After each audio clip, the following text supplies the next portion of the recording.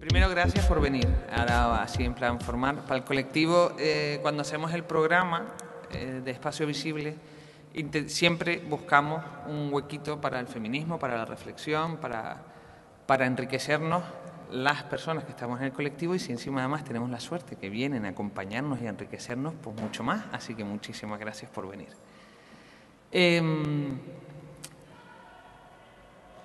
Esto surge un poco de reflexiones que hay en el colectivo, que hemos tenido en el colectivo, de cómo podíamos aunar, cómo podíamos conseguir que la lucha LGTB no se quedara aquí. Y a partir de ahí empezaron una serie de reflexiones, llegó el 15M, nos atravesó a todas, nos atravesó el colectivo, le seguimos dando, en Grumo le damos bastante también vueltas a esto.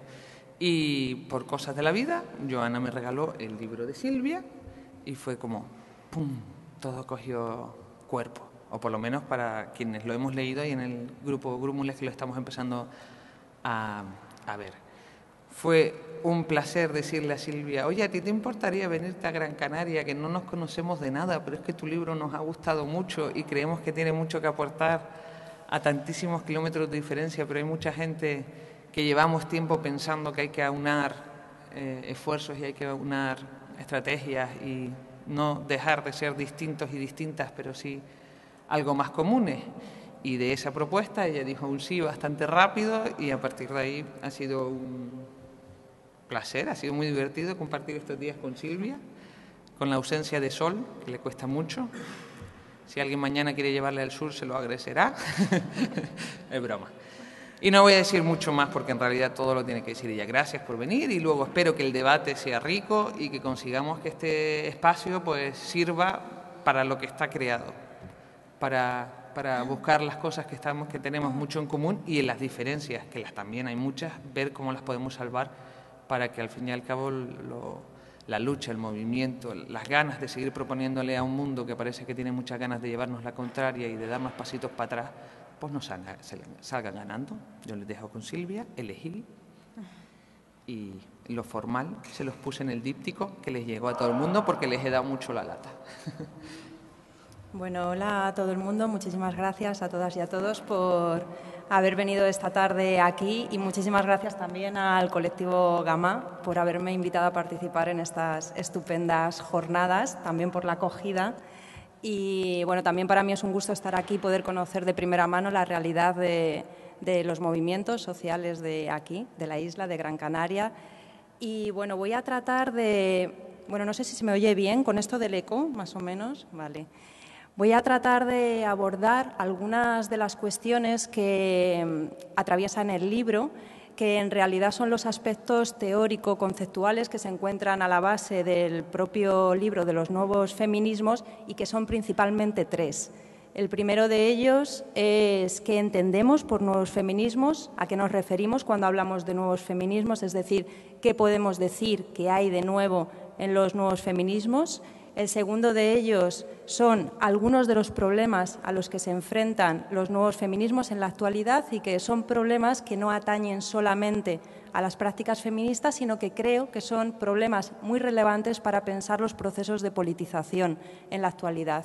Y el tercero de ellos es lo que podemos llamar el paso de una política de la identidad a una política de lo común. Luego vamos a ver a qué me refiero con esto de la política de lo común. Aunque suene quizá un poco abstracto, bueno, yo siempre lo digo que me gustaría que en todo momento pensásemos estas cuestiones muy vinculadas a las experiencias concretas políticas que hayamos podido vivir o que hayamos podido conocer, porque al fin y al cabo es en la práctica donde la teoría cobra su sentido. Y bueno, lo primero que quiero comentar es por qué un libro de los nuevos feminismos, por qué hablar de nuevos feminismos, qué sentido tiene hacer algo así. Y lo que ocurre es que durante algún tiempo comentábamos con algunas compañeras la necesidad de recopilar las prácticas y los discursos de la década de los años 90 que de algún modo estaban desperdigadas y generaban la sensación de cierto vacío. Como sabéis, el movimiento feminista o los relatos del movimiento feminista en el Estado español se acaban justo en la década de los años 80. A partir de ahí es como si no existiese más feminismo. En este sentido, el libro de los nuevos feminismos surge con un objetivo muy concreto histórico. Se trataba de algún modo de rellenar ese vacío a partir de la segunda mitad de la década de los años 80 y sobre todo de la década de los 90.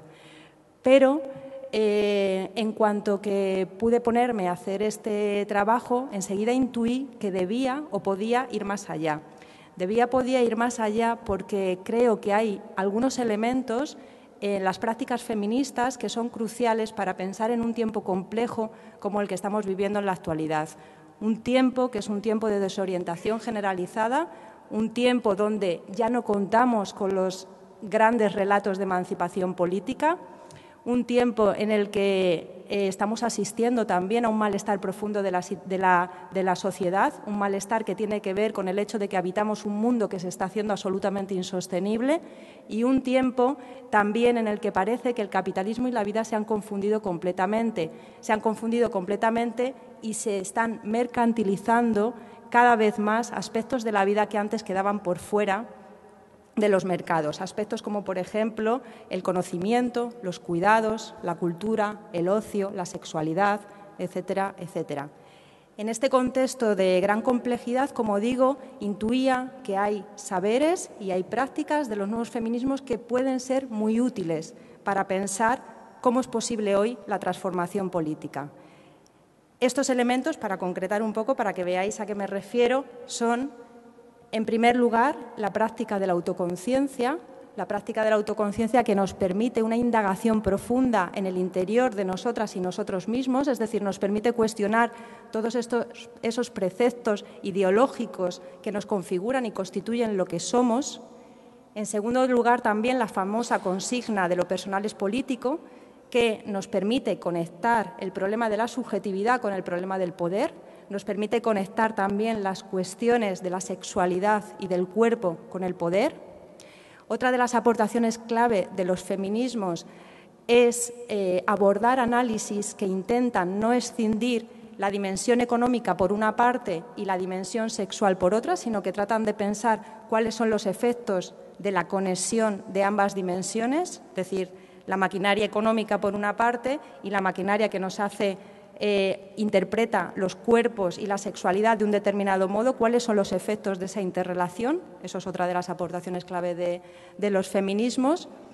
Otra de las aportaciones también son los análisis que están hablando de poner los cuidados en el centro de la vida, siempre y cuando seamos cautas y no idealicemos los cuidados, porque muchas veces lo planteamos como si los cuidados fuese un territorio o un terreno neutro que es bueno en sí mismo, y creo que tenemos que ser capaces de poner los cuidados en el centro de la vida, pero también teniendo en cuenta las relaciones perversas que se producen dentro de los cuidados y como muchas veces las mujeres, nuestra subjetividad está muy atravesada por esas relaciones de cuidado que no siempre son buenas y positivas en sí mismas, sino que también son dañinas. Entonces, otra aportación, poner los cuidados en el centro, pero con estas precauciones. También otra de las aportaciones clave que encontramos es una mirada micropolítica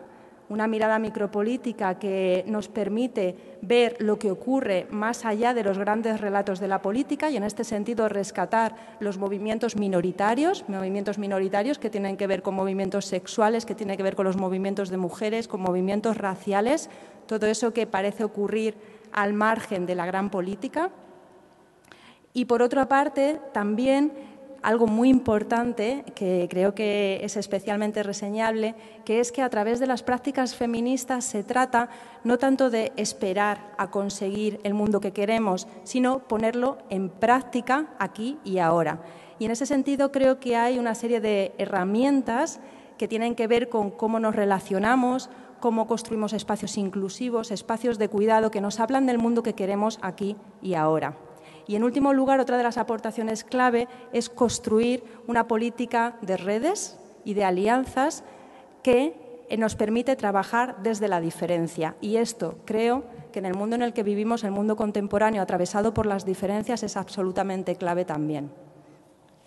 Pues bien, como digo, todas estas aportaciones son clave para pensar la política hoy y hablar de nuevos feminismos, por tanto, tiene un sentido no solamente histórico, sino que tiene también un sentido de poner en valor todas estas aportaciones, todos estos elementos que acabo de decir. Quizá, si pensásemos, podríamos incluso sacar más elementos, pero por ahora me parece importante tener en cuenta, aunque sea estos.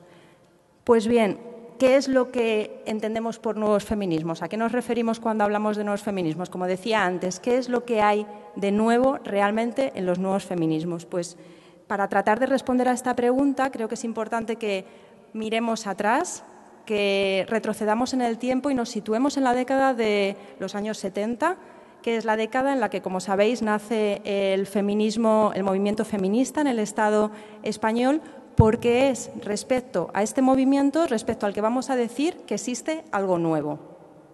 ¿Vale? Entonces, ¿cuáles son las cualidades de este movimiento feminista que nace en el Estado español en la década de los años 70? Voy a señalar 4. La primera de ellas es que se trata de un movimiento masivo, es decir, es un movimiento con el que se identifican muchas mujeres y en este sentido es un movimiento de amplia convocatoria, tiene una capacidad de convocatoria bastante grande. En segundo lugar, es un movimiento que se articula en torno a una única categoría. Esta categoría, como sabéis, es la categoría de la mujer, que es una categoría construida en torno al problema de la diferencia sexual y de la desigualdad que esa diferencia genera. En tercer lugar, se parte de la idea de que existe un sistema de opresión que es el patriarcado y que tiene unos efectos similares sobre todas las mujeres. Y en este sentido se presupone que existe una experiencia de la opresión compartida. Y en cuarto lugar, recogiendo las otras cuestiones anteriores, es decir, que se trata de un movimiento masivo, que es un movimiento que se articula en torno a una única categoría y que existe un único sistema de opresión, que es el patriarcado, esto posibilita que el movimiento se organice de manera unitaria y bajo un paraguas que es el paraguas que aglutina a todas las organizaciones, a todas las asociaciones y a todos los colectivos que van naciendo en la década de los años 70 en el Estado español. Este paraguas, como sabéis, es la plataforma de organizaciones del movimiento feminista del Estado español, que posteriormente será la coordinadora de organizaciones del movimiento feminista del Estado español, que todavía hoy día se mantiene viva, pero que ya no tiene este carácter aglutinante de todo lo que va surgiendo en relación al movimiento feminista.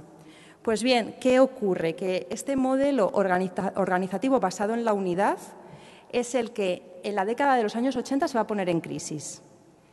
Se va a poner en crisis porque en la década de los años 80 pasan muchas cosas. Bueno, en todas las décadas pasan muchas cosas, pero aquí en el Estado español es un momento también especialmente relevante por todo el tema de la transición democrática, etcétera. Algunos de los factores que creo que influyen en la crisis de ese modelo organizativo son los siguientes. En primer lugar, lo que podríamos llamar el paso de las reivindicaciones de lo urgente a las reivindicaciones de lo posible. Pensemos que en la década de los años 70 y principios de los 80 había reivindicaciones que eran prioritarias absolutamente para todo el mundo. Estaba el tema del divorcio, estaba el tema del aborto, estaba el tema de la anticoncepción, estaba el tema de las mujeres que estaban presas en las cárceles franquistas por los delitos específicos de la mujer, por temas de adulterio, por temas de prostitución, por temas de anticoncepción también, etcétera. Entonces, estas cuestiones eran absolutamente urgentes. Sin embargo, cuando se van consiguiendo determinados logros, la ley del divorcio, la ley del aborto con sus más y con sus menos, la anticoncepción deja de estar prohibida, etcétera, en ese momento los grupos y las asociaciones tienen que plantearse ya no esas medidas de urgencia, sino qué es lo que quieren trabajar políticamente. Es decir, qué es lo que quieren construir a partir de ese momento. Y ahí empiezan a aparecer las diferencias también. ¿Vale? Entonces pasamos de las reivindicaciones de lo urgente a las reivindicaciones de lo posible. En segundo lugar, otro fenómeno que también es clave es la institucionalización del feminismo. En el año 1983 se crea el Instituto de la Mujer y esto modifica radicalmente el mapa del poder. Este fenómeno, además, creo que es importante poder leerlo porque el movimiento LGTB creo que pasó por algo parecido en la década de los años 90, entonces creo que hay bastantes paralelismos.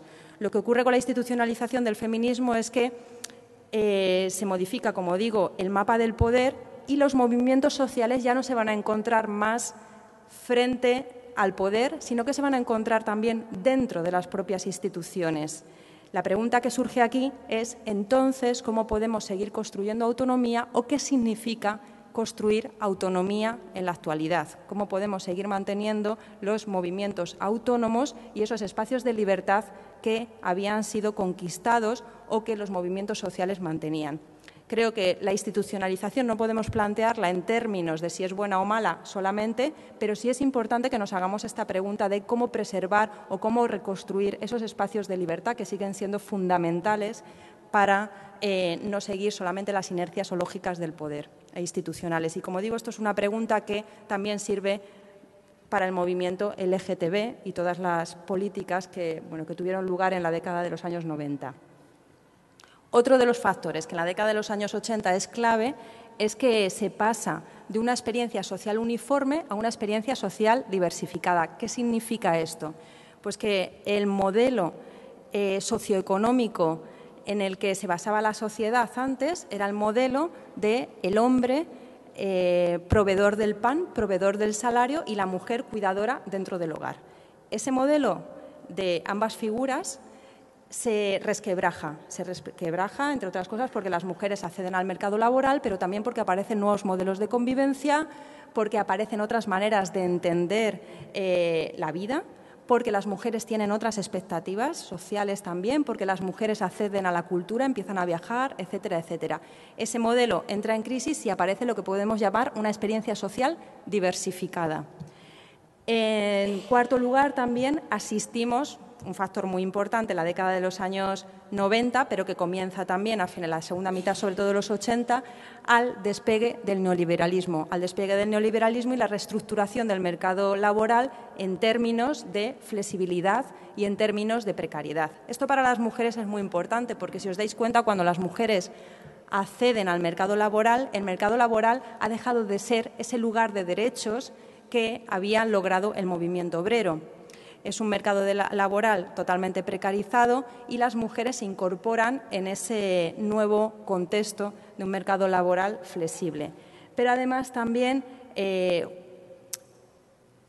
aparece o asistimos al despegue de la sociedad de consumo y la sociedad de servicio. Y aquí las formas de control también cambian. Pasamos, luego entraré un poquito más en esto, de lo que podemos llamar un poder disciplinario, un poder, digamos, más rígido, que trata de controlar los cuerpos, que trata de controlar la vida, a formas más sutiles de control corporal y de control de la sexualidad. Y aquí aparecen todos los temas relacionados con la moda, con la estética, la cirugía estética, con la medicalización de los cuerpos, etcétera, con la sexualidad también, etcétera, etcétera. Y en quinto lugar también aparecen, por supuesto, en la década de los años 80, colectivos sociales que o bien estaban invisibilizados o bien directamente no se habían organizado. Y aquí es absolutamente clave la organización desde principios de los 80 de los colectivos de lesbianas, la organización en la segunda mitad de los 80 de los colectivos transexuales, en la década de los años 90 la organización de las primeras redes de mujeres inmigrantes, la organización también de las trabajadoras sexuales, etcétera, etcétera. Esto también va a contribuir a la aparición de las diferencias. También, por otra parte, tenemos algo de origen como más filosófico, pero que también es clave en la década de los años 80, que es la extensión de la crítica filosófica a las grandes categorías que sustentan el pensamiento occidental, el pensamiento moderno, las categorías de razón, de verdad, de sujeto, de Dios. Dejan de tener los fundamentos sólidos que habían tenido hasta entonces y se cuestionan sus pretensiones totalizantes. Esta crítica filosófica, que parece muy abstracta, se va a concretar también en una manera de entender la vida y de entender el mundo bastante diferente. Y, en último lugar, por supuesto, en la década de los años 80 asistimos al final del franquismo. Aparece la transición y todo esto cambia completamente lo que el modo de vida o la manera de entender también y la organización política en el Estado español. Pues bien, Todos estos factores que van a producir en el movimiento feminista, el impacto va a ser, entre otras cosas, que pasemos del problema de la diferencia entre hombres y mujeres al problema de la diferencia en general. El problema de la diferencia en general, que lejos de ser una cuestión abstracta, se materializa en cuestiones muy concretas como son diferentes intereses, diferentes objetivos y diferentes expectativas. Y aquí, como decía, la organización de los colectivos de lesbianas es muy importante, entre otras cosas, porque lo que van a hacer es cuestionar profundamente el hecho de que se plantee que existe una única manera de entender la sexualidad femenina. También va a ser crucial para esto la presencia de los colectivos transexuales que van a plantearle al movimiento feminista una pregunta clave, que es ¿qué significa ser mujer? Si ser mujer tiene algo que ver con una anatomía, con un cuerpo o tiene que ver con otras cosas. En este sentido, lo que aparecen son, como digo, las diferencias entre mujeres, aunque también las diferencias internas a la mujer, y aparecen todas esas categorías que son la raza, la clase, la edad, la etnia, el sexo, etcétera, etcétera. Cuando aparecen todas esas categorías y todas esas diferencias, se empiezan a hacer críticas. Y las críticas que se hacen son principalmente tres. La primera de ellas es que se deja de comprender la identidad femenina de manera única y se entiende, como estoy diciendo, la complejidad y la multiplicidad inherentes a la subjetividad. Es decir, tenemos que comprendernos desde esa multiplicidad, no solamente el hecho de que seamos diferentes entre las mujeres, que unas vengan de un sitio, que tengan una sexualidad otras, que otras tal, sino que dentro de nosotras mismas también estamos constituidas no solo por una única categoría, sino por varias cosas. Y esta idea de la subjetividad también es nueva. En segundo lugar, también se cuestiona que exista un único sistema de opresión, el patriarcado. Se pregunta si no existe no uno, sino varios sistemas de opresión entrelazados entre sí.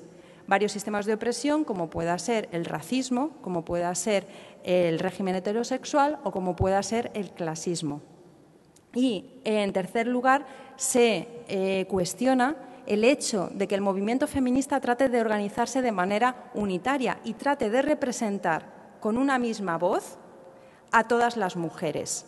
Se le critica de tener ciertas pretensiones totalizantes. Y aquí aparecen todos los discursos feministas desde el poscolonialismo, de las mujeres de otras partes del mundo, de los feminismos negros, etcétera, que critican las pretensiones totalizantes del movimiento feminista. Aquí en el Estado español, como digo, creo que esta irrupción de las diferencias, de estos discursos diferentes dentro del feminismo, aparece de manos de los colectivos de lesbianas y creo que la historia de los feminismos negros es una historia más anglosajona. Pero igualmente creo que es importante tener en cuenta que hay esta crítica a las pretensiones de totalización del movimiento feminista. Con todo esto, las prácticas que surgen en la década de los años 90, todo esto que más o menos podemos llamar nuevos feminismos, son prácticas que no son masivas, sino que son prácticas minoritarias, son prácticas que ya no están organizadas bajo ese paraguas único que decía antes, sino que son prácticas que se encuentran desconectadas entre sí, son prácticas que tampoco son centrales a un movimiento social, sino que son prácticas periféricas. Y los temas que se abordan son temas clásicos del movimiento feminista, como podía ser la violencia, la sexualidad o el aborto, pero también son temas, se incorporan temas nuevos, temas como la transexualidad, temas como las políticas queer, el cuestionamiento de la identidad, el ciberfeminismo, la inmigración y todos los temas relacionados con el racismo, la globalización, la precariedad, etcétera, etcétera. Es decir, que los nuevos feminismos o las prácticas feministas a partir de la segunda mitad de los 80 y sobre todo en los 90 se mueven en este escenario que estoy tratando de describir. Y aquí, para que nos hagamos una idea más concreta, voy a mencionar solamente algunos de las prácticas que surgen y que, bueno, si queréis también, de todas formas, yo no me centro en la cosa más histórica. Si queréis entrar más en detalle de todo esto, en el libro de los nuevos feminismos, por fortuna tenemos a la editorial Traficantes de Sueños que hace libros libres, en el sentido de que os los podéis descargar de Internet, es decir, que podéis llegar a casa y consultar todo esto en el propio libro de los nuevos feminismos, que se puede descargar de la red. Pero, como digo, yo solamente voy a mencionar, así por encima, algunos de las prácticas o de los grupos que aparecen en esta época. Por una parte, tenemos a los grupos de mujeres autónomos, que aparecen en la segunda mitad de los años 80. También tenemos a los primeros grupos de mujeres transexuales, que se organizan en el año 86-87, a los primeros grupos, los primeros colectivos de apoyo a las trabajadoras sexuales en 1995, con la creación de Taira. También tenemos los primeros grupos queer a principios de los 90, con el SD, la Radical Gay, los espacios ocupados de mujeres, como la Escalera Caracola en 1996, los colectivos de lesbianas que, como decía, vienen de principios de los 80 y que en los 90 perduran, como por ejemplo el grupo de lesbianas feministas de Barcelona, los colectivos de lesbianas de Euskadi y de otras partes del Estado español. También tenemos los grupos que trabajan con el tema de la precariedad y la globalización, y los grupos también antimilitaristas que se crean sobre todo en la década de los años 90 como Mujeres de Negro y que, como sabéis, perduran y se mantienen en la actualidad. Dicho esto, como decía, todas estas prácticas realmente no consiguen grandes logros materiales. De hecho, estamos en un momento, la década de los años 90, en la que el neoliberalismo despega, y creo que ahora estamos viendo los enormes efectos que tenía ese mundo que se estaba configurando entonces y que creo que no nos podíamos ni imaginar.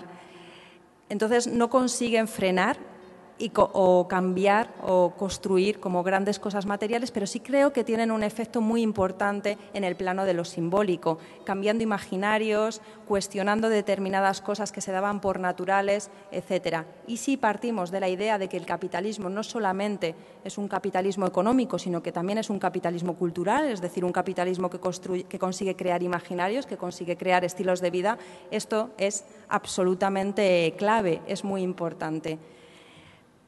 Y, además de esto, estas prácticas se enfrentan a algunos problemas, que es el segundo punto que quería tratar y que, como decía, es algo que creo que tenemos que pensar también en relación a los procesos de politización, no solamente a las prácticas feministas. La pregunta con la que se enfrentan estos procesos de politización es principalmente cómo podemos hacer política con un sujeto que ya no es uno. Es decir, cómo podemos hacer política cuando los relatos de emancipación, los grandes relatos de emancipación ya no nos sirven, cuando no podemos partir de un sujeto homogéneo. Y aquí surgen principalmente tres problemas. El primero de ellos es el problema de la autonomía, que es el problema, como decía antes, relacionado con la institucionalización del feminismo, cómo podemos seguir pensando la autonomía en la actualidad. El segundo de ellos es el problema de las diferencias. ¿Qué significan las diferencias hoy y cómo pueden recuperar su capacidad de diferenciarse? Todo esto ahora me voy a detener un poquito en ello, ¿vale? El tercero de estos problemas está relacionado con la globalización. ¿Qué ocurre en la globalización? ¿Cuáles son los efectos de esta globalización?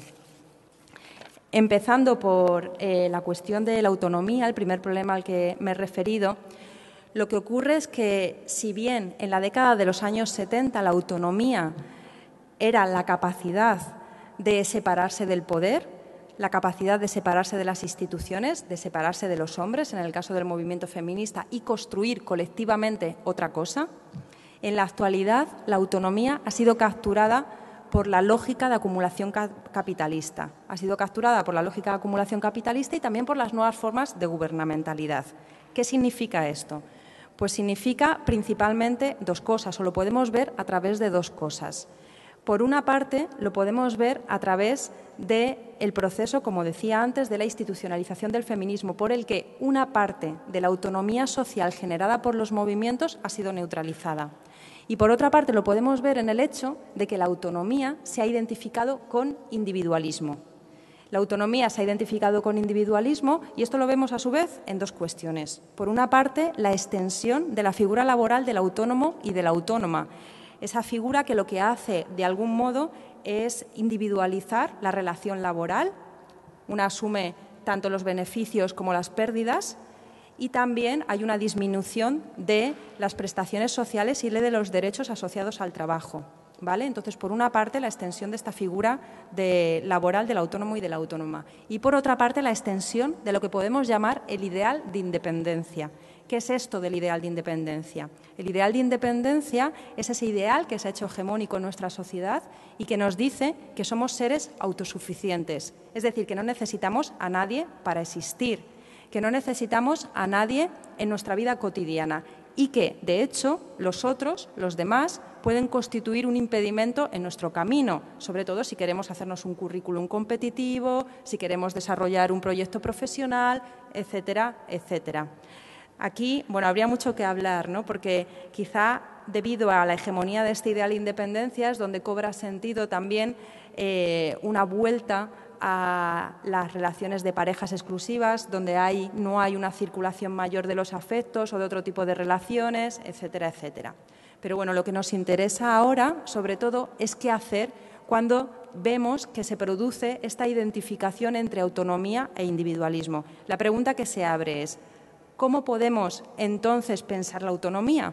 Si la autonomía es esa individualización de la vida, si la autonomía se confunde con una elección personal en el sentido más liberal burgués, ¿qué podemos hacer? ¿Qué significa crear espacios de libertad en este contexto? ¿Cómo podemos sustraernos al poder? Pues bien, lo que diremos es que para construir autonomía lo primero que tenemos que hacer es recuperar el espacio común que ha sido robado a la vida. El espacio común que ha sido robado a la vida, y solamente a partir de esa recuperación del espacio común que ha sido robado a la vida podemos pensar, construir esos procesos de autonomía.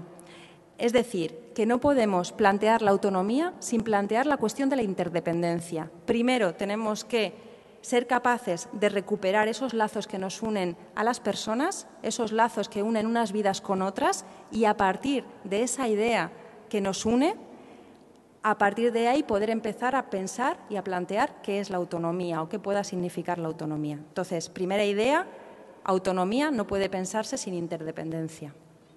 El segundo de los problemas que he mencionado es el problema de las diferencias. ¿Qué ocurre con la cuestión de las diferencias? Frente a un poder que uniformiza, frente a un poder que aplasta las diferencias, frente al poder disciplinario del Estado y de las instituciones, como es la familia, como es el ejército, como era la escuela, frente a ese poder, afirmar las diferencias tenía un potencial subversivo muy fuerte porque permitía desestabilizar los ordenamientos previos.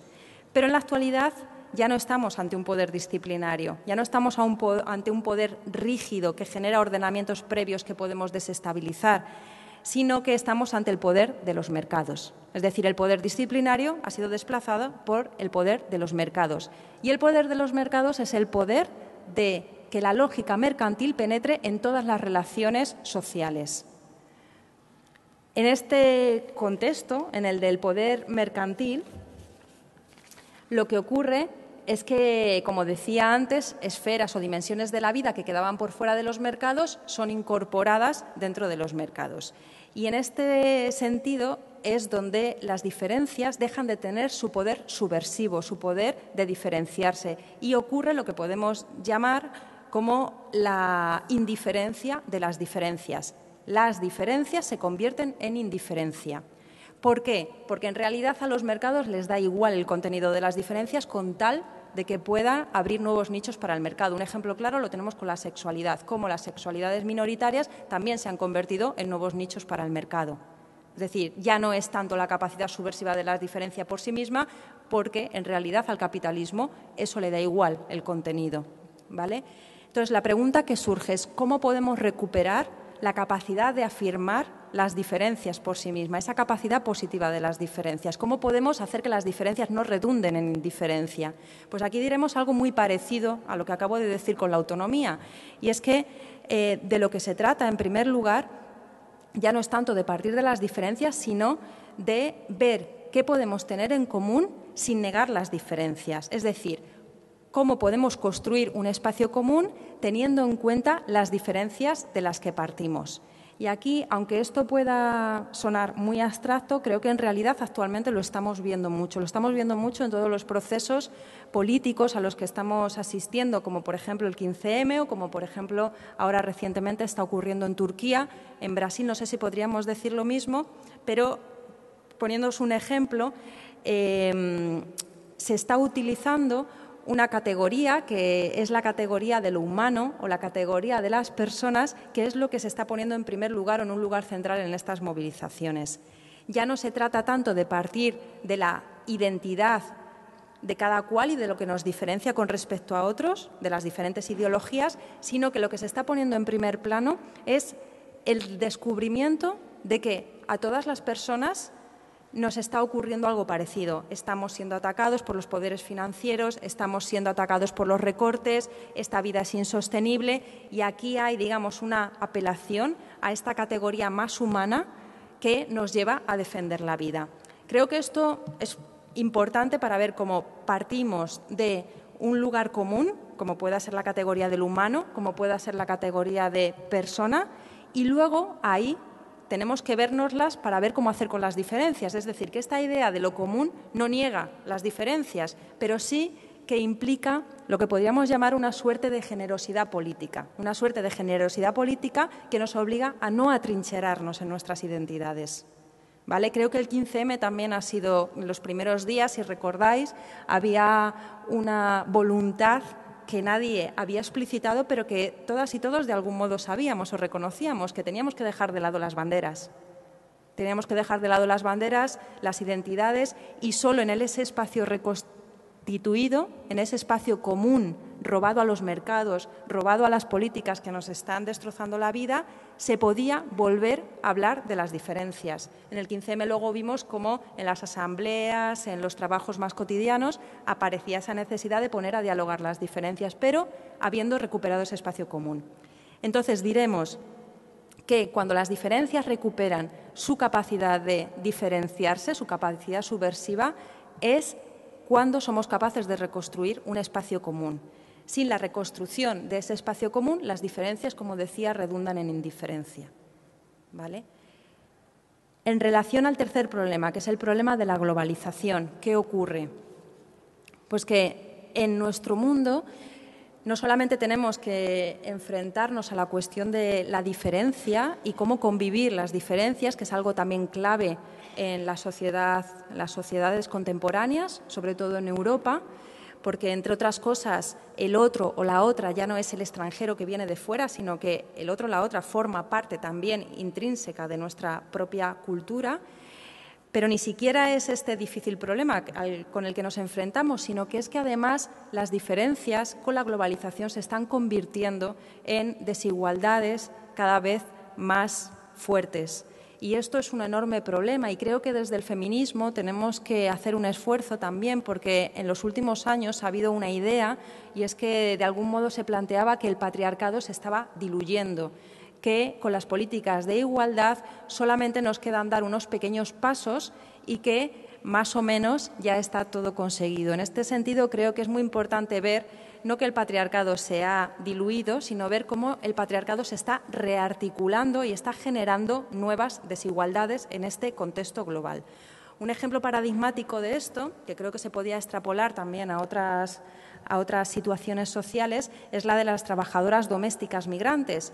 Las trabajadoras domésticas migrantes en la actualidad están sosteniendo buena parte de la economía de toda Europa, no solamente del Estado español, sino de toda Europa. Están teniendo un papel fundamental en la resolución de la conciliación de la vida familiar y de la vida laboral. Y, sin embargo, este papel fundamental no está siendo reconocido. No solo es invisibilizado, sino que además nos está hablando de una nueva estratificación sexual y étnica del trabajo. ¿Vale? Esto es un ejemplo paradigmático clave para ver esta cuestión de la rearticulación del patriarcado y cómo nuestra sociedad está constituida por desigualdades estructurales. Y en este sentido, justamente teniendo en cuenta estas desigualdades estructurales, creo que es importante que recuperemos también o que empecemos a pensar conceptos que de algún modo habíamos abandonado, como por ejemplo el concepto de justicia social o de igualdad, porque creo que en este contexto cobran un sentido diferente. Sí, desde los feminismos habíamos criticado la igualdad porque nos preguntábamos con toda razón, ¿igualdad con qué? No queremos igualarnos con un sistema injusto, no queremos igualarnos con un sistema de valores machistas o un sistema de valores que no nos gustan, pero creo que ahora, en este contexto de desigualdades estructurales, hablar de justicia social y de igualdad tiene un sentido distinto. Y, sobre todo, si somos capaces de pensar la igualdad no tanto como un todo homogéneo, es decir, no la igualdad que intenta hacer del todo algo homogéneo, sino la igualdad que sea capaz de seguir dando cuenta de la diferencia radical. ¿Podemos pensar la igualdad desde la diferencia radical?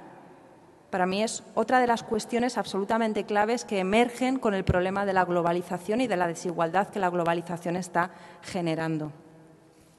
Pues bien, tomando en cuenta todo esto, la pregunta que surge es ¿qué política podemos construir? Hemos visto las prácticas feministas que aparecen en los 90, cómo han cuestionado los sujetos únicos de la política, cómo se caen los relatos de emancipación. Hemos visto los problemas a los que se enfrentan estas prácticas. ¿Qué políticas podemos construir? Pues aquí voy a tratar de plantear lo que decía al principio, que podemos llamar el paso de una política de la identidad a una política de lo común.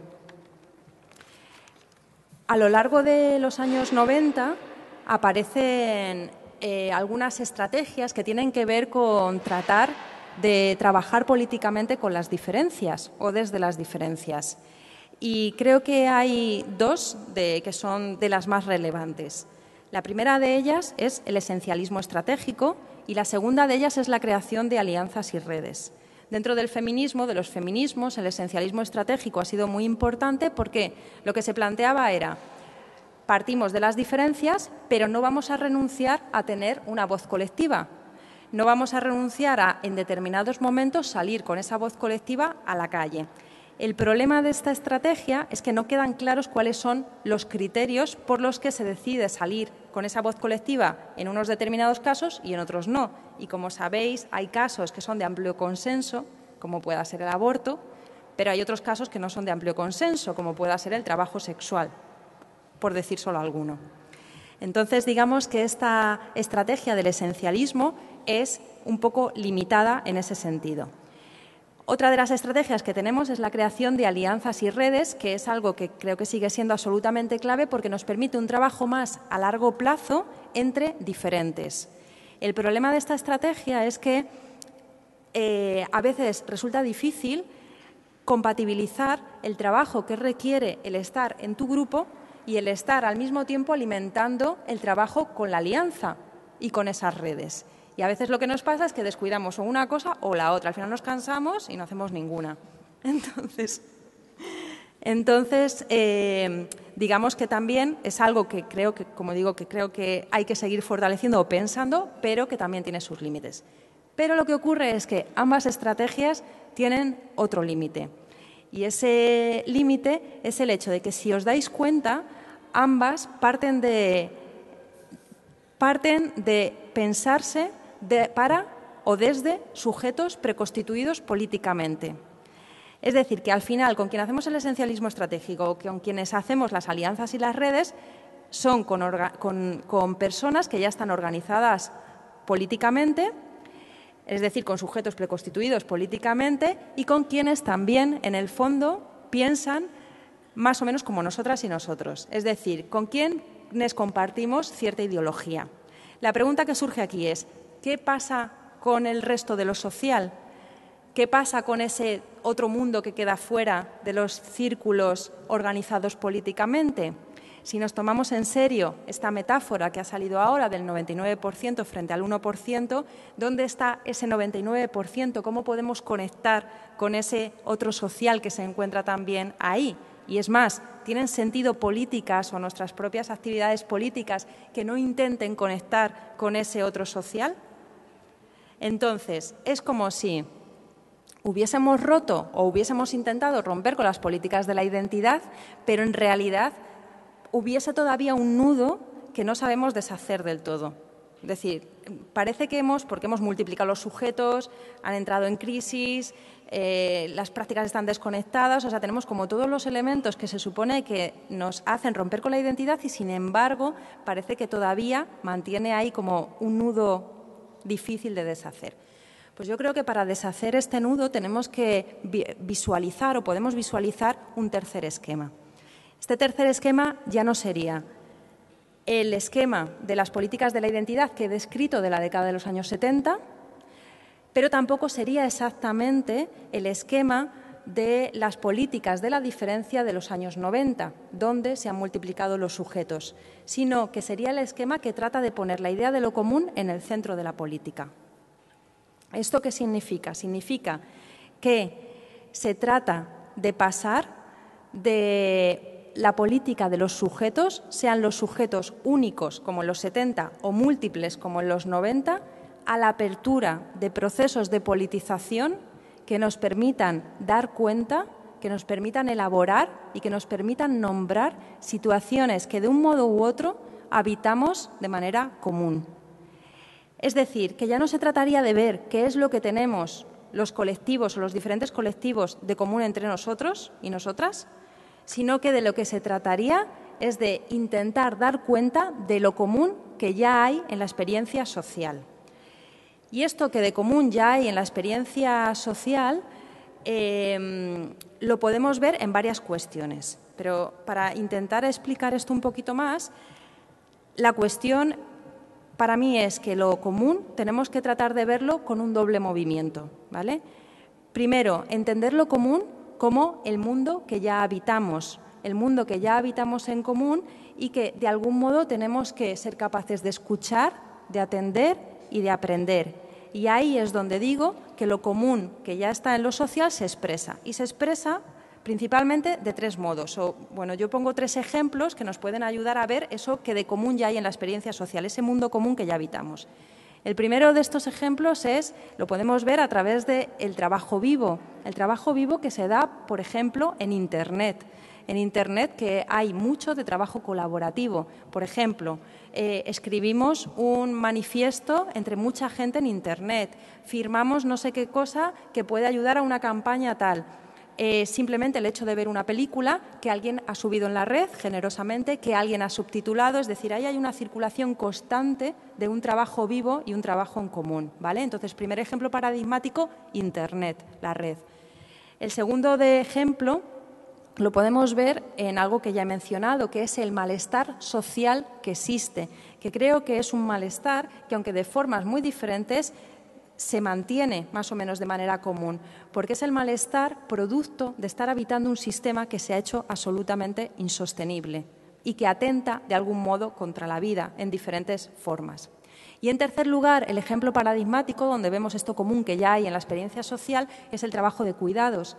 ¿Por qué? Porque el trabajo de cuidados es principalmente trabajo de relación y pone sobre la mesa el hecho de que cuando nacemos necesitamos cuidados para sobrevivir. A lo largo de nuestra vida necesitamos de manera puntual o de manera permanente cuidados también para sostenernos.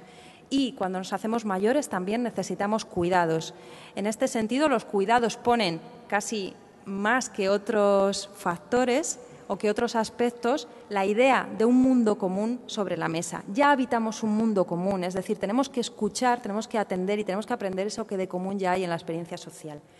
Pero, como decía, se trata de un doble movimiento. Entonces, no se trata solamente de quedarnos en eso que tenemos que aprender, escuchar del mundo que ya compartimos, sino que también se trata de atrevernos a pensar qué mundo queremos construir juntas y juntos. Y aquí entra una dimensión más inventiva, más creativa, que nos obliga a plantear preguntas importantes, que además creo que son cruciales en el momento en el que estamos.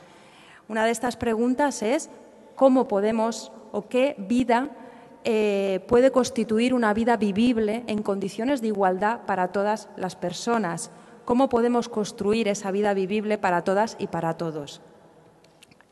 También otra de las preguntas que me parece clave ahora en esta dimensión de lo común más inventiva es cómo podemos construir una democracia real ya ahora mismo en el contexto en el que estamos. Y aquí creo que las aportaciones de los movimientos minoritarios, de los movimientos diversos, son absolutamente claves, que tenemos que estar ahí, porque si queremos construir una democracia realmente distinta de la que teníamos, tenemos que empezar a plantearnos todas estas cuestiones. ¿Qué significa una vida vivible? ¿Cómo podemos construir democracia? Y aquí hay que tener en cuenta también que están planteándose todas las ideas en relación a crear un proceso constituyente, por ejemplo, y creo que si realmente queremos abrir un proceso político de ese tipo, tenemos que ser capaces de plantear estas preguntas siempre partiendo de todas las lecciones y de todas las aportaciones que he tratado de expresar en relación a las prácticas feministas. Dicho esto, y ya para acabar, no sé si sabéis, el libro de los feminismos tiene un subtítulo que es Sentidos comunes en la dispersión. Quizá esto ahora, después de toda la explicación, tenga más sentido, valga la redundancia, porque en realidad lo que quiere decir ese subtítulo es que, por una parte, efectivamente, parecería que intuimos que tenemos un sentido común que rescatar, pero por otra parte también hay que tener en cuenta que el sentido es algo que nunca está constituido completamente, nunca podemos tener un sentido absoluto de las cosas, y eso es algo positivo porque nos obliga a generar nuevos sentidos de vida, nos obliga a producir sentidos que no estaban dados de antemano. Y en este sentido, otra vez, valga la redundancia, cabe hablar de esos sentidos comunes en la dispersión. Y bueno, y con esto, después de todo esto, ya lo dejo aquí. Gracias. Buenas noches. Ante todo, agradecerte la charla, lo que he aprendido esta noche, que ha sido bastante. Y yo tengo una duda con el tema del feminismo, que la tengo desde hace ya bastante tiempo. Creo que intento ser un luchador por el feminismo, por esa causa que todavía queda mucho por avanzar. Y algo que siempre me ha llamado mucho la atención, que lo has mencionado, pero creo que muy vagamente, el feminismo con el lesbianismo. Es decir, sigo sin comprender por qué el movimiento feminismo, que en un momento de la sociedad, sobre todo en los años 90, cogió bastante fuerza, no sé por qué ahora parece que veo poco movimiento de las feministas y feministas, y sin embargo, me estoy enrollando, y la visibilidad de las lesbianas se han quedado atrás, ¿sabes? No veo esa lucha, a lo mejor es perspectiva mía, pero la veo así, veo que el movimiento gay va caminando, pero sin embargo la visibilidad en las lesbianas no las veo. Están caminando las políticas sociales, judicialmente ha evolucionado, sin embargo se han quedado como un poco aparcados, no sé por qué, no sé si lo has estudiado o algo así. Dicho esto, yo creo que en la actualidad, de todas formas, todo esto está cambiando un poco y se está volviendo a mezclar. Aquí en Gran Canaria no sé cómo es, pero en Madrid hay una mezcla muy fuerte entre grupos de lesbianas o transfeministas, que también es algo que se está empezando a hablar mucho, feministas que vienen de más antiguas, de una militancia más antigua, etcétera. Entonces, no sé, no podría darte una respuesta única porque creo que hay diferentes cuestiones sobre la mesa o que tiene diferentes momentos, pero yo sí que confío que ahora se están produciendo muchas modificaciones y que respecto a la visibilidad creo que hay algunos debates que, igual que antes costaba más, cada vez se están asumiendo más por parte no solo del movimiento feminista, sino también de buena parte de la sociedad. Si ya el momento en el que no te conocí, pero te vi por primera vez en una librería, en ese libro, me impresionó muchísimo, por eso se lo llevé a Silvia para casa. Si ya ese momento me impresionó, lo de hoy ha sido absolutamente maravilloso. Gracias. Con lo cual te lo agradezco muchísimo. Y me gustaría hacer una reflexión sobre esto último que comentaste, sobre qué hacemos, ¿no?, con todo este absoluto malestar que hay a nuestro alrededor y cómo gestionamos o cómo podemos promover ese cambio hacia un mundo quizá mejor, y digo quizá porque muchas veces lo hemos intentado y al final tampoco ha salido demasiado bien. Entonces, me gustaría comentarte que viniendo del mundo de lo sanitario, hay cosas que a veces resultan muy complejas y que se resuelven con cosas muy simples y sencillas. Y desde este pensamiento tan simplista que yo tengo, parto, y llevo tiempo comentándolo con varias gente, que tal y como veo las cosas actualmente, creo que o una de dos, o estalla una revuelta violenta, que es la que me gustaría que no estallara nunca, ¿vale? Porque tal es el malestar que hay, que cuando falta el pan, cuando, pues como todo, cuando te hacen daño a los que quieres, llega un momento que te vuelves irracional y puedes hacer daño a los demás. Y el miedo que tengo es que pasemos otra vez a una etapa así. Por la que abogo yo es por hacer como una cura homeopática en realidad de la sociedad, es decir, ya lo decían, que lo similar cura lo similar. Es decir, si existe un poder, el actual, que es el de los mercados, que nos ha enseñado además que es un poder abstracto, es un poder contra el que no se pueden tirar piedras en realidad. Es un poder absolutamente abstracto, metido, yo no diría en el ADN, pero sí en el día a día, en todas partes, está en el aire incluso. Con lo cual, ¿qué hacer ante ese poder? ¿Cómo poder cogerlo? ¿Cómo poder darle la vuelta o cómo por lo menos arrancártelo de encima? Entonces, desde lo similar cura lo similar, por lo menos yo, en mi micropolítica, parto de la indiferencia hacia los mercados, en la medida de lo posible, porque entiendo que eso no es del todo posible. Pero intentar, si yo a ellos les resulto indiferente desde lo personal, desde mis sentimientos, desde mi vivencia personal del día a día, no como producto de mercado, obviamente ahí no resulto indiferente. Si les resulta indiferente desde mi vida diaria, practicar la indiferencia con los mercados. Intentar, igual que se hizo en su momento con los cuerpos, cuando los cuerpos eran los oprimidos, usamos nuestros cuerpos para rebelarnos, ahora que es nuestras vidas los que les resulta indiferente, usar esta propia indiferencia de vida hacia los mercados. Esa es la forma que veo yo un poco de evitar la violencia. Y me gustaría destacar sobre una pequeña cosa, y es que para mí la indiferencia hacia los mercados, nunca va a ser un 100%, obviamente, pero la indiferencia hacia los mercados para mí no implica una indiferencia política. Es decir, significa hacer una resistencia activa, una resistencia de pensamiento activo hacia cómo nos comportamos y hasta qué punto el octopusy que tenemos metido en la cabeza, que se llaman mercados, nos controla en nuestra práctica diaria, en nuestra forma de relacionarnos con las personas, en nuestra forma de caminar por la vida y sobre todo también cómo nos tratamos a nosotras y a nosotros en el día a día. Y esa es la primera, luego ya vienen más. Pues gracias por tu reflexión porque es muy iluminadora y yo creo que das en el clavo además de uno de los grandes problemas contemporáneos, que es justamente cómo hacer con un poder cuando el poder no está ahí fuera, sino que el poder se encuentra en el interior de la propia subjetividad, nos define, nos constituye, etcétera, etcétera. Yo en este sentido soy bastante optimista.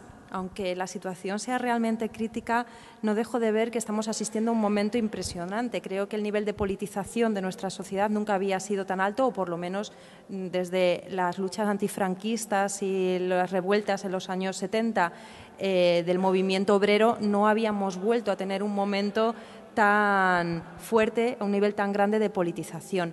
Creo que lo que nos diferencia, por ejemplo, respecto a Grecia o respecto a otros lugares y que es una especie de cura contra la violencia es que hemos tenido un 15M y creo que eso ha cambiado nuestra percepción del hecho de estar juntos, del hecho de la política y de lo que podemos construir también.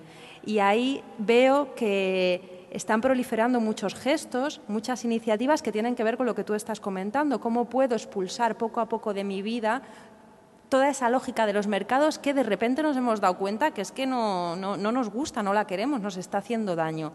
Esta idea no nos gusta, no la queremos, nos está haciendo daño, es algo que de repente se ha hecho más común de lo que pensábamos. Si os dais cuenta, antes del 15M esta idea sonaba un poco marciana. Ahora la podemos comentar tranquilamente y la gente sabe de qué estás hablando, ¿no? No somos felices, esto se está haciendo insostenible, los bancos nos gobiernan, los políticos son unos corruptos. Es de repente un imaginario común y en este sentido aparecen iniciativas como la creación de cooperativas autónomas de gente que se organiza para buscarse la vida, los grupos de consumo, no sé aquí, Pero en Madrid los grupos de alimentación de consumo han proliferado impresionantemente porque la gente quiere romper la cadena que hay entre los productores y los consumidores. Nada de empresas por medio que estén diciéndonos cómo tenemos que consumir. Basta de tener que ir al hipermercado, que me está asfixiando la vida, que me está sacando el dinero, etcétera. Se crean grupos, cooperativas de consumo, que además es una manera de ponerte en contacto con personas, de colaborar con ellas. Gestos cotidianos de solidaridad, como por ejemplo las iniciativas, no sé si conocéis Yo Sí Sanidad, por ejemplo, que es una iniciativa que salió de sanitarios, de los sanitarios cuando se puso en marcha el reglamento que impedía el acceso a las personas sin papeles a la sanidad y que se están creando grupos de acompañamiento para que las personas puedan tener acceso a la sanidad.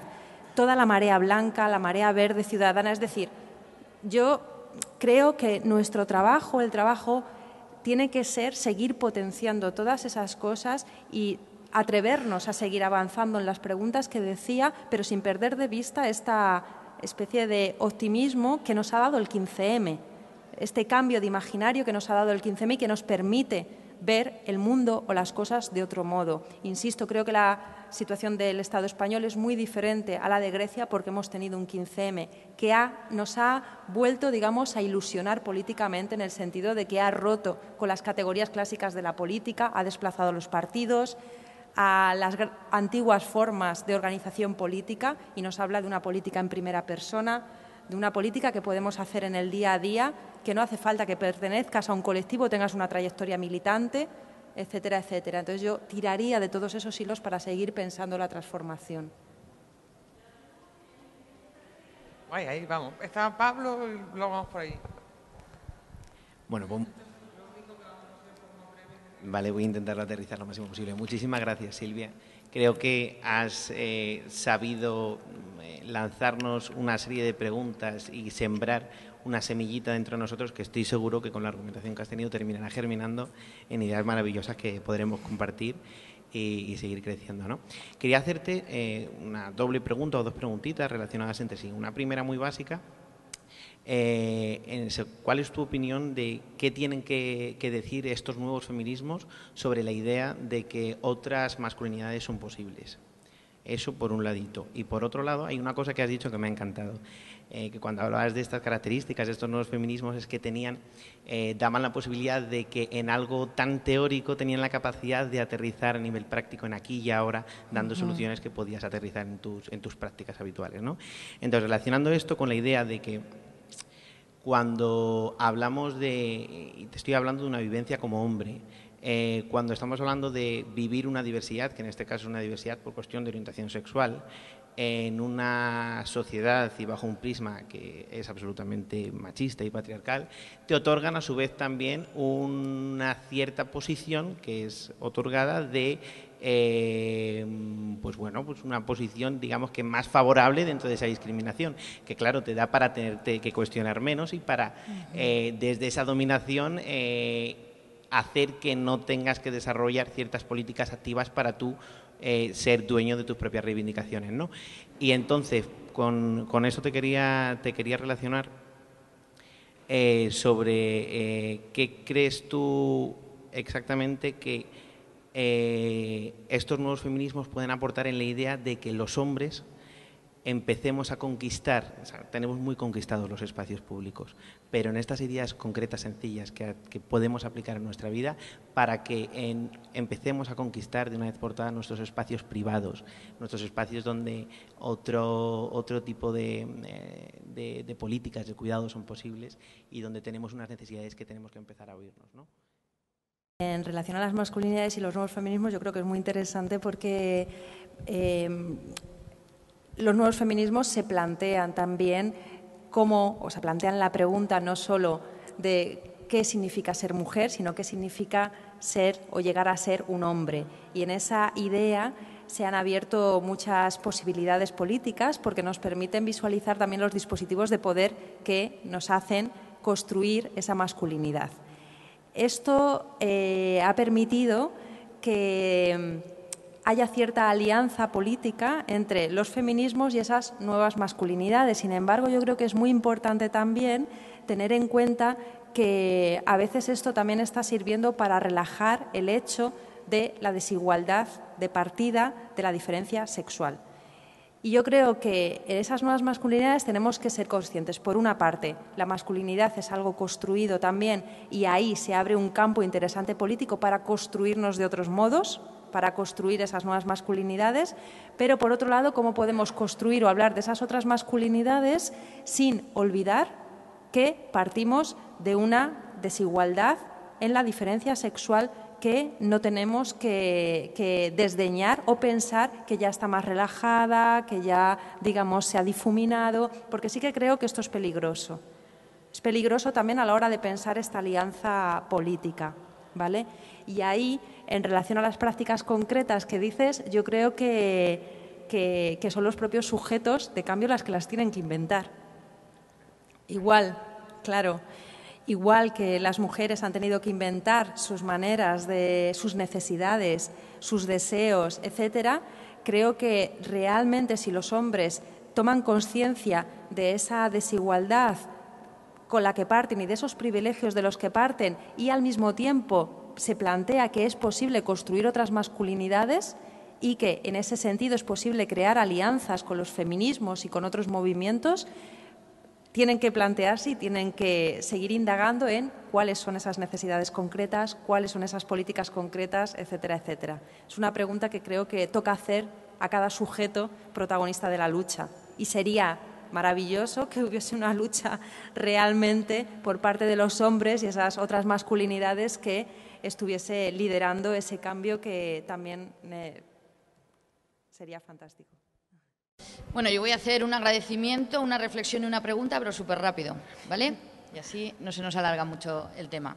En principio, un agradecimiento a Silvia por lo bien estructurado de un relato, que no es fácil, pues un relato sobre el movimiento feminista tiene muchísimos luces, pero también tiene muchísimas sombras y parece que los has vadeado, los has cresteado bastante bien para poder ofrecer un relato coherente y asumible.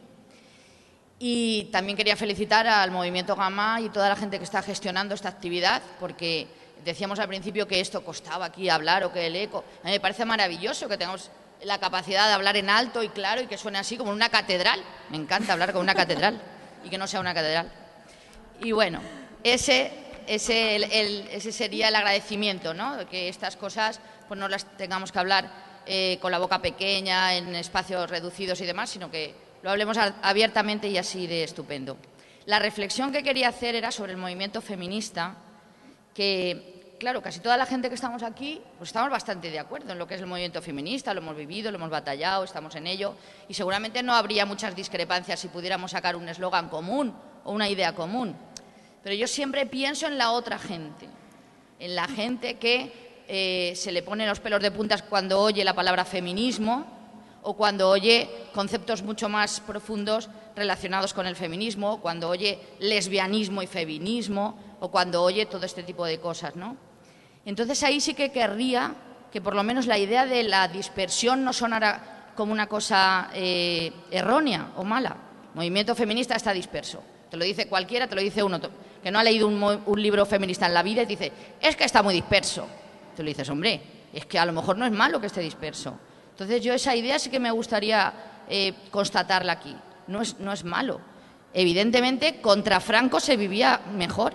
Lo dijo Vázquez Montalbán, no lo he dicho yo. Pero en aquel momento el movimiento feminista estaba muy aglutinado en cantidad porque el enemigo era común. Entonces todo el mundo luchaba, muchas personas, muchas mujeres, y contra un elemento muy común. Ahora el enemigo no está tan claro.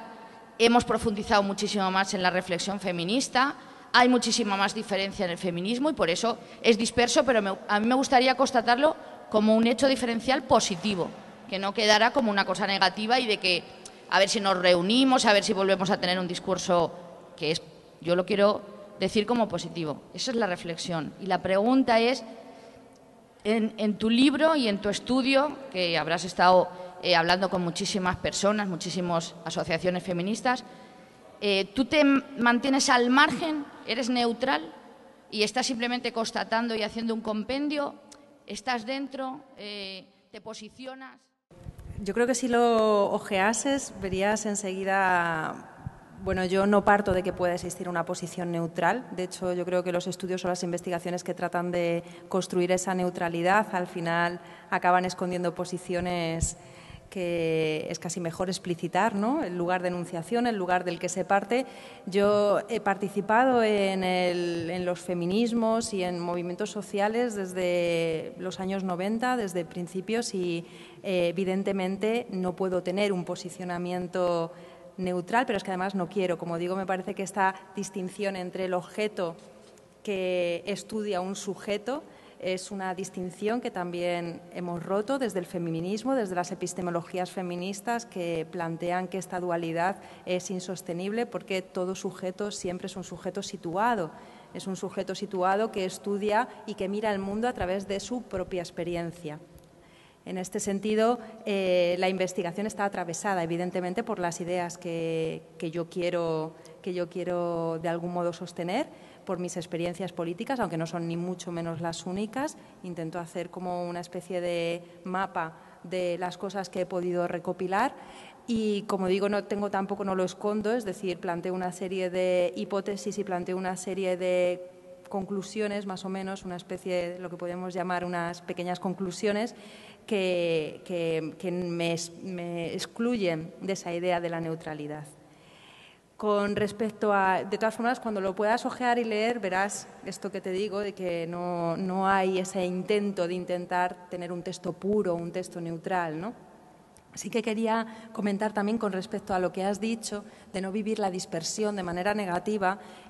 Yo siempre comento que la crisis del sujeto del feminismo, o sea, la crisis de esta categoría única que he mencionado antes, de la categoría de la mujer y la explosión de diferentes sujetos, la explosión de las diferencias, tiene una doble lectura. Tiene una lectura, por una parte, negativa, en cierto modo, que nos podría llevar a una posición nostálgica, porque es cierto que desde los feminismos se ha perdido capacidad de enunciación, se ha perdido capacidad de movilización, pero que también tiene una lectura positiva. Tiene una lectura positiva porque justamente esta crisis del sujeto del feminismo nos permite cuestionar las antiguas formas de organización política y tener que inventar otras nuevas formas de organización política. En este sentido, a mí me gusta decir que esta crisis del sujeto del feminismo es ambivalente.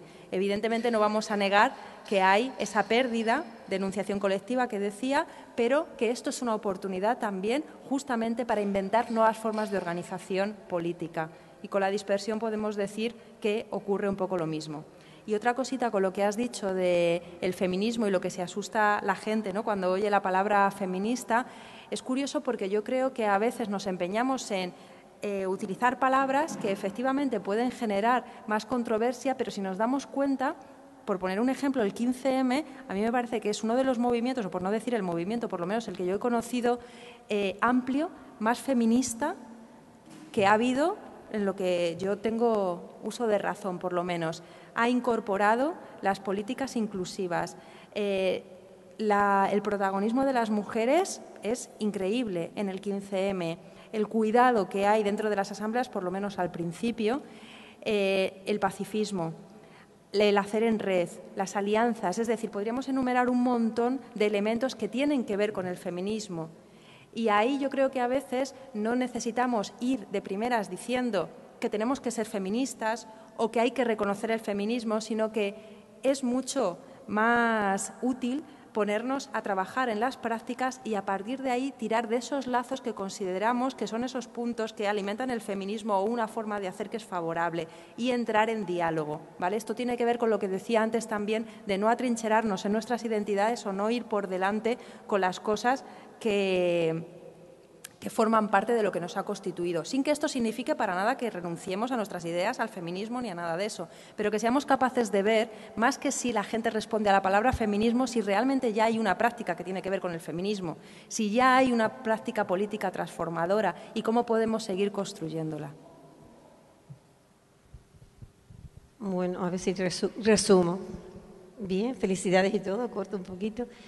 Como has nombrado el 15M, bueno, yo solo he vivido en práctica lo del 15M.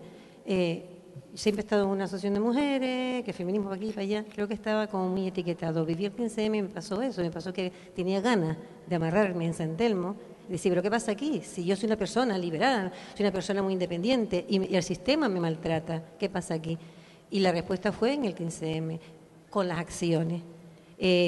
Fui más allá de que yo soy feminista, Carmen, mujer feminista, no soy persona que se me ha vulnerado los derechos fundamentales y me uno a otras personas que están pasando lo mismo, independientemente del sexo, de la clase y de todo. Y sí es verdad que favoreció el que yo, independientemente de lo que podía desear o no desear y del grupo que quería estar, poder defender esos derechos. Y sí, y lo viví lo que tú comentas, ¿no? O sea, quizás tenemos una idea, una mentalidad y etiquetada de lo que era el feminismo y tenemos que adaptar a las nuevas realidades. Yo me frustré un momento, un tiempo de mi vida, porque claro, yo decía, si es que yo estoy luchando por mis derechos, pero ¿qué derechos si ya tú tienes derecho al voto, tienes trabajo? Y digo, ¿y entonces? ¿Pero por qué me siento tan mal y tan maltratada? O sea, que es algo más que eso. Entonces, defender los derechos fundamentales. Y yo defiendo mi feminismo y doy fe de ello haciéndolo práctico en el día a día y estando ahí con todas las personas como seres humanos y no como grupo y respetando, como estabas comentando, esas diferencias, ¿no? Y creo que esa es la línea y creo que es la única línea que hay para poder conseguir una igualdad de condiciones hacia todos, ¿no? Y con todos, eso. Y darte las gracias por la charla. Solo una cosita con eso. Para mí eso, que no sé si estarás de acuerdo, se resume con la idea que, o por lo menos lo que yo viví con el 15M, es que se permitió que descubriésemos un mundo común. De repente nos vimos al lado de otras personas y nos miramos a la cara de algún modo. Como si...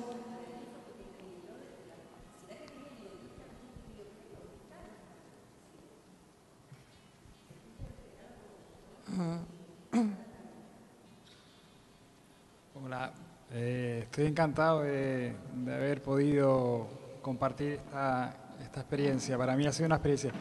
De todas formas, coincido contigo en muchas cosas y sobre todo en la necesidad que tenemos de unirnos para poder conseguir los objetivos que nos marquemos y sobre todo para ser felices y para poder vivir en igualdad y evitar y sobre todo que haya justicia social en todos los ámbitos. Yo de todas formas me felicito por todos los logros que hemos tenido, 15M, el movimiento feminista históricamente y demás, pero tal vez yo tengo la sensación que estamos en guerra. Es verdad que los cambios, tanto personales como colectivos, son lentos, posiblemente no lo veamos, a lo mejor nos juramos y todavía seguirá el proceso de cambio para realmente consolidar en otro modelo social y económico más justo, pero yo que tengo la sensación de que estamos en guerra, que nos están atacando por todos lados y nosotros estamos de fiesta en la playa y la mayoría, ese 99%, ¿no? Tenemos un tema de analfabetismo político, posiblemente como sociedad en general. Hay, gracias a Dios, mucha gente consciente, muchos colectivos que trabajan históricamente para ello.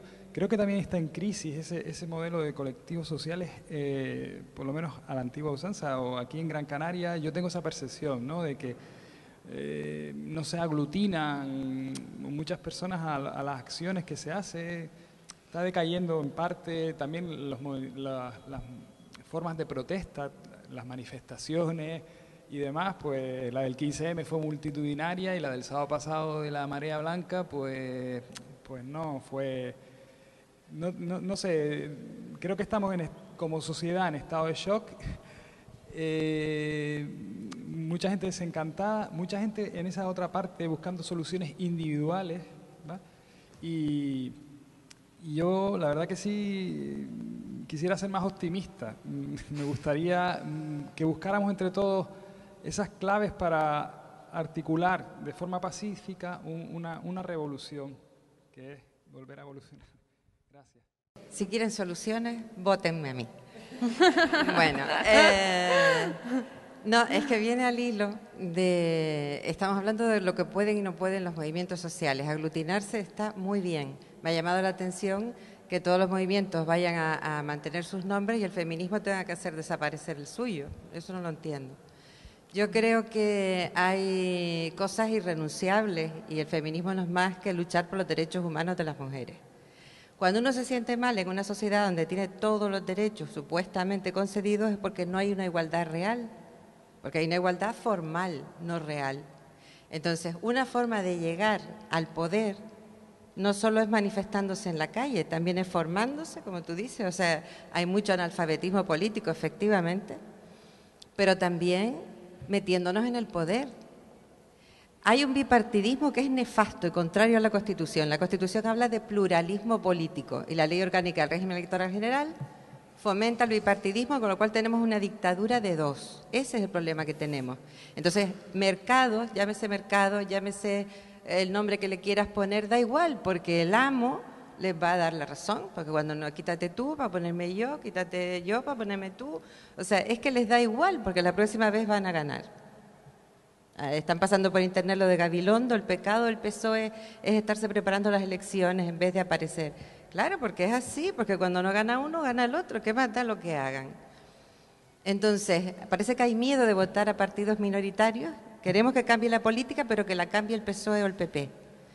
Y los partidos supuestamente minoritarios lo son por el régimen electoral que tenemos y porque no les votamos por miedo.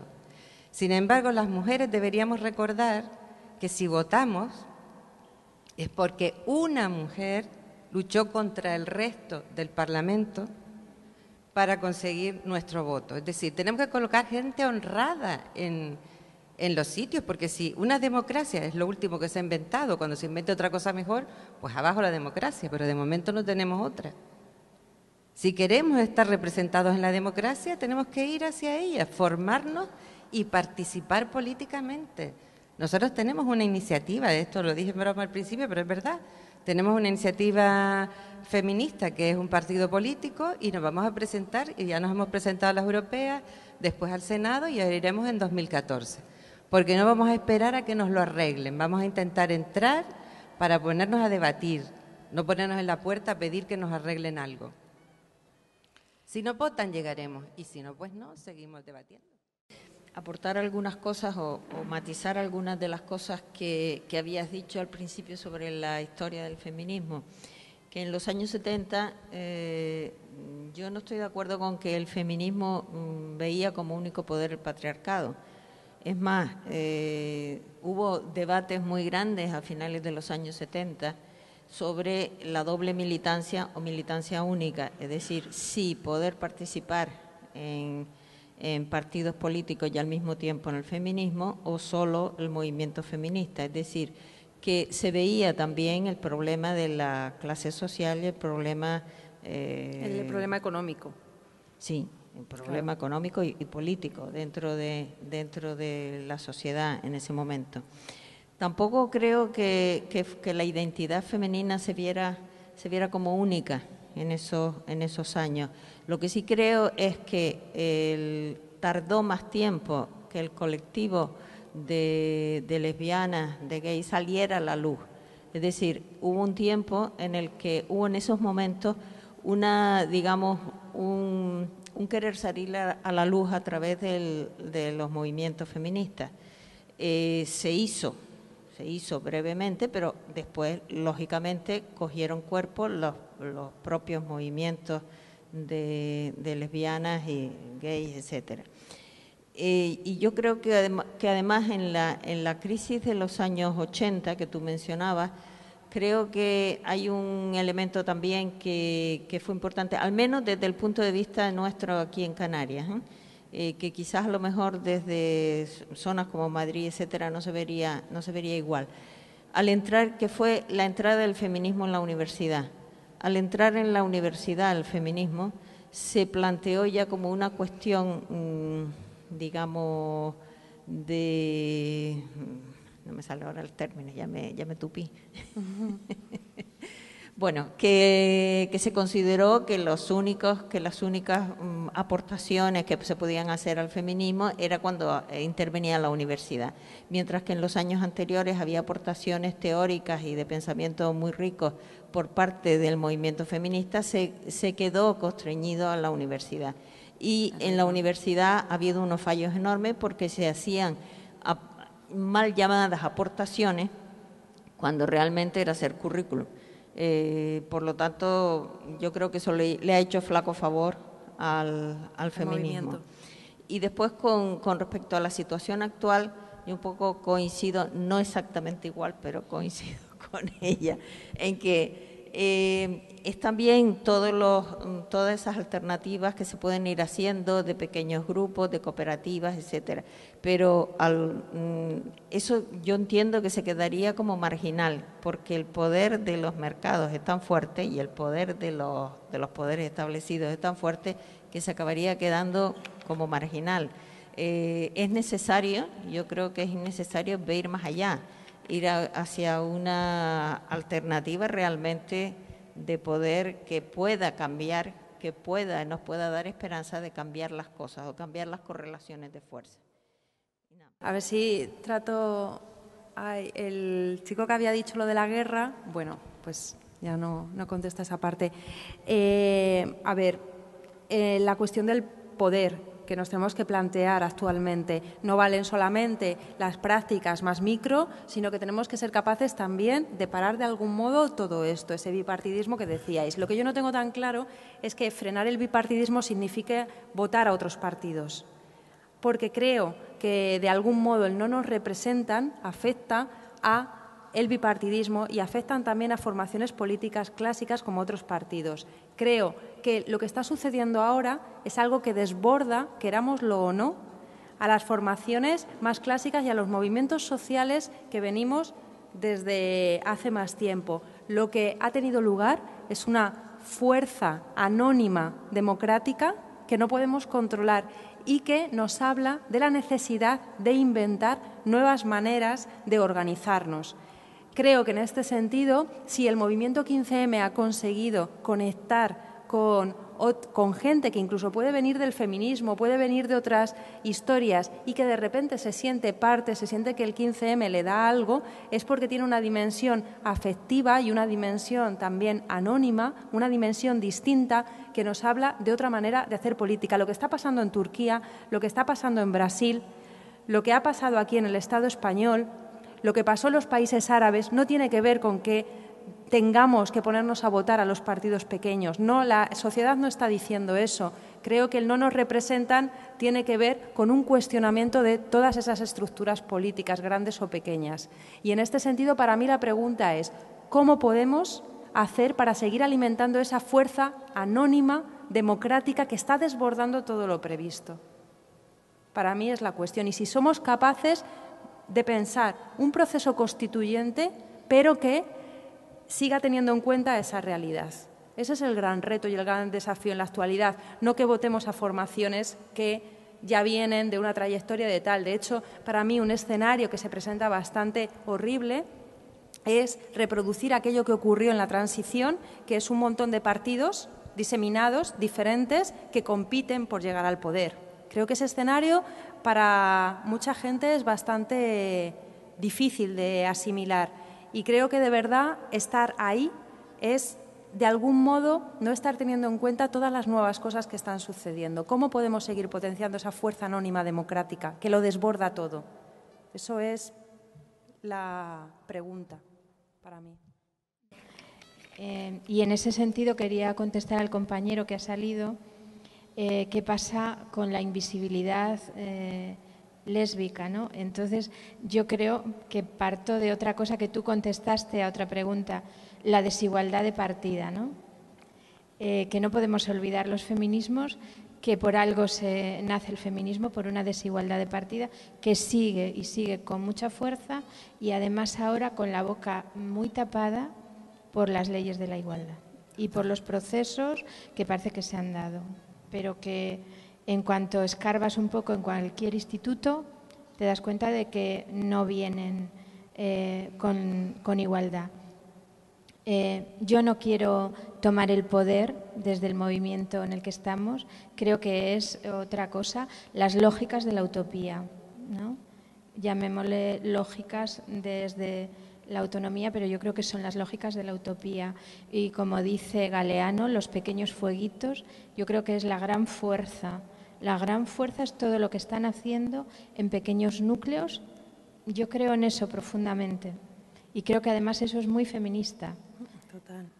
Porque es desde las relaciones pequeñas. Y muchísimas gracias por el análisis que has hecho. Se ha estado hablando de cambiar desde el movimiento social y las prácticas feministas. Yo soy maestro y también creo que el colegio es una buena herramienta para cambiar. Yo puedo hacer porque mi lenguaje no excluye a las niñas, a las madres, a las abuelas, a las maestras, pero creo que eso no es suficiente.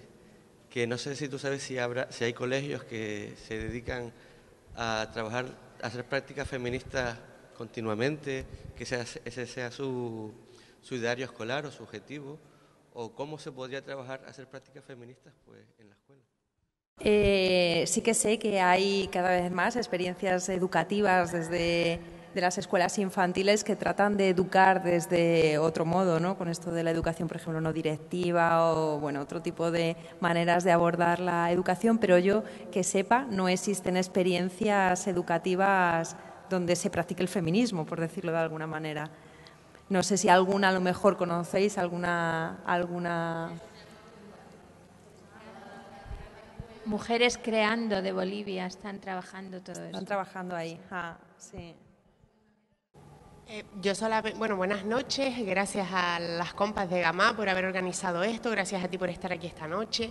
Y solamente quería hacer una aportación, que es una reflexión, ¿no? También, que es la reivindicación del feminismo como metodología, en la línea de lo que ya tú has dicho, de todas esas praxis feministas que han permeado en las cotidianidades y que practicamos, ¿no? Y ponerlas en valor porque nos cuesta un poquito agradecérselas al feminismo, ¿no? Reconocer que han sido las feministas las que nos lo han legado, ¿no? Y es una herencia que tenemos. Eso por un lado. Y luego por otro lado, y me da mucha pena que se haya ido este compañero, porque fue el que decía como que habemos pocas personas en las manifestaciones, como feminista, pienso que no es viable el tren de la polimilitancia. La polimilitancia es antifeminista, o sea, las personas que asumimos cuidados y autocuidados, no tenemos tiempo de ir a todas las manifestaciones, a todas las asambleas, a escribir artículos, a actualizar los blogs, el Facebook, no tenemos tiempo, porque somos personas. Entonces también nos tenemos que plantear que ese modelo también está siendo un poquito obsoleto ya, es un modelo que planteaba un sindicalismo obrero, que tuvo sus frutos, pero que ya pasó. En mi opinión, repito, ¿no? Y que precisamente era un modelo protagonizado por hombres en un sistema patriarcal en el que eran las mujeres las que se ocupaban de todo eso. Entonces, quizá también, ¿no? Las nuevas praxis nos planteamos que hay que inventar, ¿no? Ojalá tuviéramos la varita mágica, pero estamos en eso, ¿no? El hecho de que tenemos que hacer una política que esté más acorde con la vida, es decir, una política que no niegue la vida y no una política que sea la política del fogonazo, que es la política donde tienes una gran explosión de actividad, de hipermilitancia, pero que en realidad acaba produciendo también mucha insatisfacción y mucha incomodidad porque en realidad es insostenible a largo plazo. Cuando es insostenible lo que hacemos es desaparecer. Nos vamos de los grupos, dejamos la militancia porque nos quemamos y volvemos, digamos, a nuestro reducto vital. La pregunta también muy contemporánea creo que es cómo podemos construir una política a la altura de la vida, una política que no escinda la vida de su hacer cotidiano. Vamos, que totalmente de acuerdo. Aprovechando que estás aquí, y me voy a permitir un momento absolutamente egoísta. Y voy a dar un salto cuántico, además. Me gustaría preguntarte, ¿qué puede aportar el movimiento transfeminista a los nuevos feminismos? Y es más, me gustaría saber, en tu opinión, si crees que el movimiento feminista actual o los movimientos feministas actuales van a poder soportar o integrar esa ideología de la rotura del binarismo sexo-género, que es algo, para mi punto de vista, bastante bestia, porque rompe con la filosofía dicotómica de pensamiento que tenemos. Pues creo que el transfeminismo, o sea, que al feminismo no le queda más remedio que asumir o por lo menos hacerse algunas preguntas que plantea el transfeminismo. Y para mí las aportaciones del transfeminismo son principalmente dos.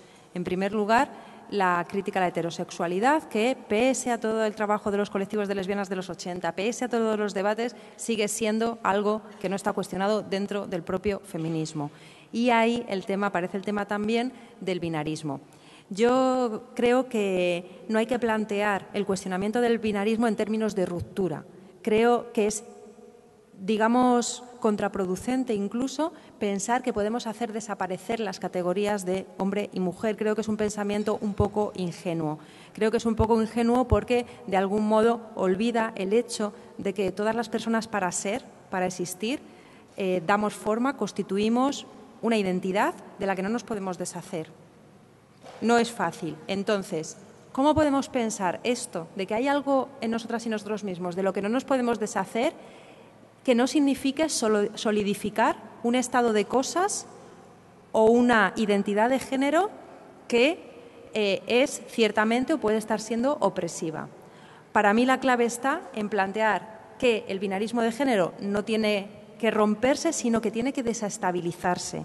Creo que producir esas desestabilizaciones que implica agrandar, ampliar lo que entendemos por ser mujer, ablandar, agrandar lo que entendemos por ser hombre, para ver si en esos agrandamientos, en esas amplificaciones, conseguimos desestabilizar los relatos únicos y ahí empiezan a producirse cambios de verdad.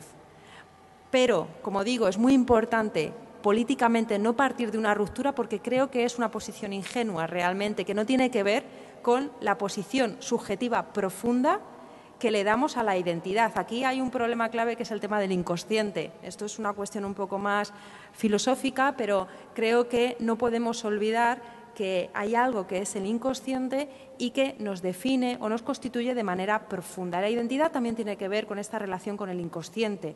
La identidad, de hecho, sexual tiene mucho que ver con una respuesta que damos al hecho de ser seres que hablamos, seres que vivimos en este mundo, que nos relacionamos, etcétera. Entonces, como digo, ¿cómo poder plantear esta complejidad, esta profundidad, sin que eso signifique que damos por sentado lo que tenemos y lo damos por válido y bueno? Para mí la salida a esto es no plantear una ruptura, sino una desestabilización, una amplificación de lo que entendemos por ser hombre o ser mujer. Y ahí yo creo que cada una y cada uno nos podemos ver más cómodamente, porque podemos pensar en cuestionar un poco o hacer gestos que desplacen lo que nuestro ser mujer, nuestro ser hombre, pequeños gestos que nos vayan diciendo o hablando de otras maneras de ser, pero no que los rompan tajantemente, porque creo que eso es una posición difícil de sostener.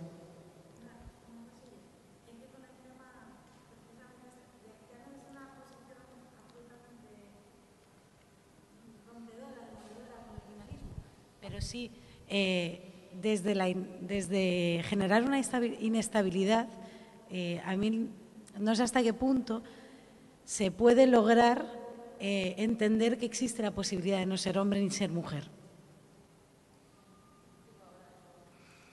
¿Sabes qué te quiero decir? Porque si inestabilizamos, seguimos manteniendo las dos posibilidades, pero seguimos en un pensamiento dicotómico.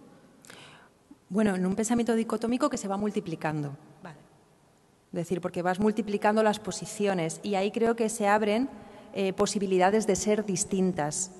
Lo que yo creo que no podemos partir es de primeras, de que podemos dejar de ser hombres y mujeres, porque creo que esas experiencias reales conocemos muy pocas, por no decir prácticamente ninguna, por lo menos cercanas que tengamos aquí. En otros países, a lo mejor, que llevan con otros debates, pueden haber otras experiencias, además de vida cotidianas, de gente que ha optado por tener un sexo neutro, por una tercera identidad de género, lo que quieras.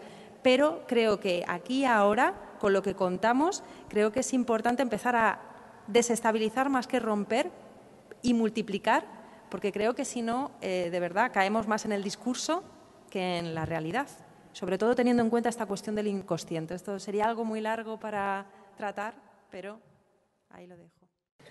Yo sí me quedo con algo, mi reflexión muy particular, y no hablo en nombre de Gamma, sino en la mía, es que creo que tenemos un instinto aquí de generar algo común. Pero ponernos a trabajar este instinto no es algo que nos resultará sencillo, pero sí seguro que es súper gratificante.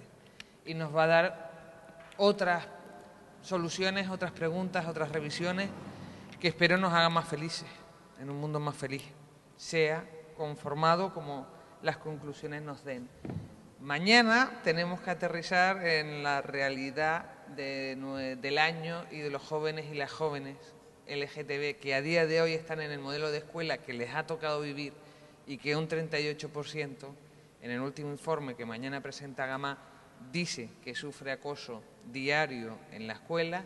De ese 38, un 17% ha pensado en el suicidio y un 3% reconoce libremente que ha apaleado, que ha usado la violencia en contra de sus compañeros LGTB. Esto es una realidad mucho más concreta, pero pensar en lo común no nos quita de arreglar las realidades muy concretas. Creo que les sorprenderá si oyen a los jóvenes y las jóvenes en primera persona sin que nadie hable por ellos de lo que les está pasando. Que les sorprenderá escuchar a una mujer transexual profesora decir qué es esa realidad y qué es ser profesora en esa realidad. Que les sorprenderán otros muchos más datos de los que vamos a hablar. Y si quieren sorprenderse, pues mañana nos vemos aquí.